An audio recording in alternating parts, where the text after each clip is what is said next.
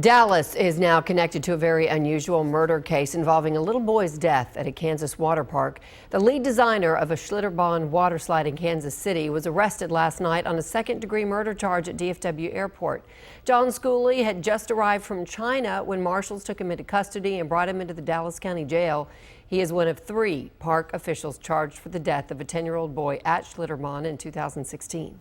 Fox 4's Natalie Solis is at the Dallas County Jail with what makes this really such an unusual case. Natalie. Well, Heather, think about it. We rarely hear about criminal charges filed for a mishap involving a ride at a water or an amusement park. But in this case, Kansas authorities are pursuing serious charges against several people associated with the Kansas City Schlitterbahn. John Schooley of New Braunfels getting booked into the Dallas County Jail Monday night after his arrest at DFW Airport.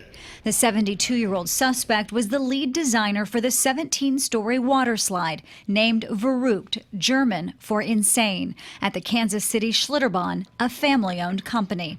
August 7, 2016, 10-year-old Caleb Schwab was decapitated when his raft went airborne and he came into contact with netting and metal hoops surrounding the slide. Schooley and the company's co-owner Jeff Henry, who was arrested last week, faced charges of second-degree murder, aggravated battery, and endangering a child. Schlitterbahn's director of operations, Tyler Miles, also faces criminal charges. He's named along with the Schlitterbahn Construction Company in a 47-page indictment. Former Dallas County prosecutor Toby Shook is following the case, pointing out why we rarely see criminal charges in these types of cases. To go to the criminal level, you have to go to a higher burden of proof. According to the indictment, neither Henry nor Schooley possessed any kind of technical or engineering credential relevant to designing water slides. Investigators say Henry decided to build Verrückt in a spur-of-the-moment bid to impress producers of a reality show.